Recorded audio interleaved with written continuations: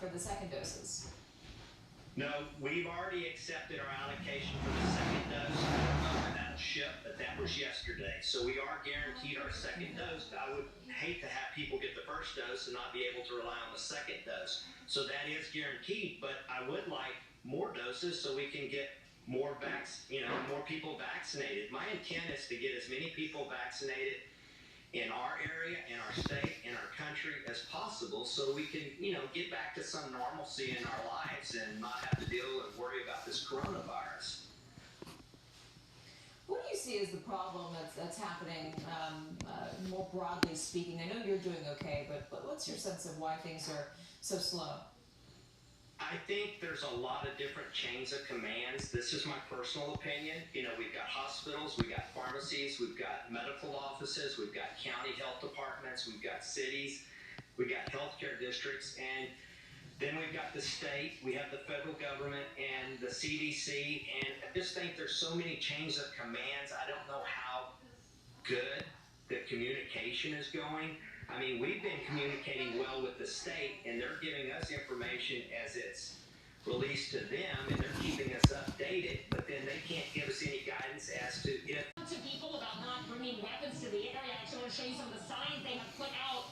I worked in DC local news. I've covered a lot of First Amendment rallies. I have not seen this. This is not the new rule. This has always been the law that you cannot have any sort of firearms, whether you have a permit or not, within 1,000 feet of a free speech activity. But this is the first time I have seen signs like this placed around the perimeter of an area where they're going to have some sort of rally. DC police chief said part of why they wanted to have the National Guard come was so that it would free up their police officers so that they could deal with any person or group trying to instigate or be a part of and participate in any sort of violence. But this crowd here, this is a peaceful crowd. They have gathered today. They have been listening to a number of different speakers. We have met people in this crowd who have come from California, people who came from Utah, some people who have come from Tennessee. They say they are here to show their support for President Trump and to protest what they believe to be an illegitimate election. Here's a little bit of what we heard. That we accept certain results. We will accept exactly the way the Democrats accepted Trump as president. Because exactly the way the Democrats accepted Trump. The minute Trump was elected, what they tried to do? They said, Russia, he's not my president, we'll never accept him. I would be very disappointed, but I'm a law-abiding citizen, and that's the way the law's written. The permits that have been issued, they are for about 10,000 participants, but DC police say they expect to see crowds larger than that. Katie? Allison, the leader of the Proud Boys was arrested when he arrived in D.C. I believe it was yesterday. What happened there? Yeah, that was related to an incident related to flag burning that took place at an AME church previously. We tried to get the full incident report from DC police in terms of exactly what Thank you for downloading from Father's House City Ministries, Portland, Oregon. Support for this podcast comes from your generous gifts and donations. Of some historically black churches in the DC area, and then when they arrested him and detained him for that, my understanding is he also had some sort of cartridges, weapons with him, so he also faced some firearms charges there. We're trying to get some more information, some more clarity on that. But yeah, they say that he was arrested in DC for things related to firearm violations and also burning of the BLM flag. Katie? Allison Barber. Allison, thank you very much. And as we reported earlier this hour, a new, more contagious strain of this virus has now been detected in the state of New York. Joining us now is New York Governor Andrew Cuomo.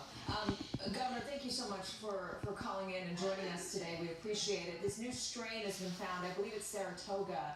What are we doing in this state to try and contain it? Well, Kitty, we have found the UK strain.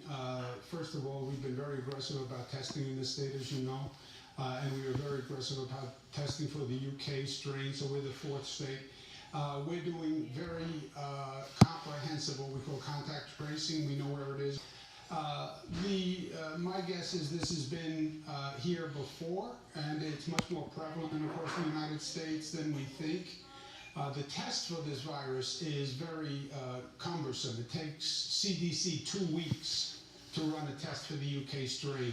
Our state lab, it takes about 40 hours. So you have to really look at it to find it. But it was inevitable. We knew that the UK strain was out there. 140 countries banned UK travel or mandated testing, and this country did nothing. The South African strain is even more dangerous than the UK strain. And there will be other strains. I have said repeatedly, and I called on the federal government. Sorry. Sorry, we have such limited time. Mayor de Blasio wants to shut down travel from the UK entirely. Do you support him in that? Well, I took it a step further, Katie. I said yesterday that the federal government should mandate testing of all international travelers who come into this country. Period. Secretary Azar, CDC Director Dr. Redfield, we made this mistake last spring, which is how the COVID virus came here. It didn't come here from China, it came here from Europe, and they were slipped at the switch. We then had this UK strain a few weeks ago. 140 countries banned it. We did nothing. We have to test all international travelers. I can't do that as a state. Only the federal government can do that. I don't have the legal authority to stop international travel. But every traveler should be tested. I don't know what we're waiting for.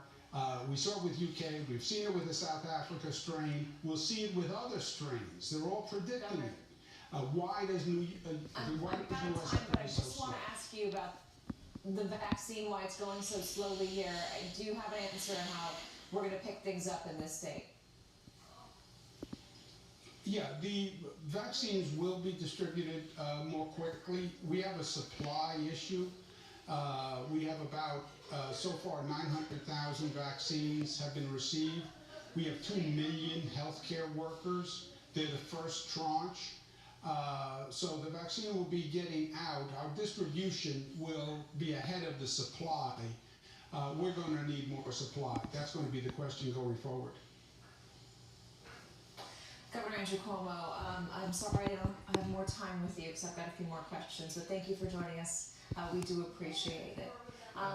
Joining us now, or I should say that is it for me today, picking up our coverage now, is Amy Wahideen.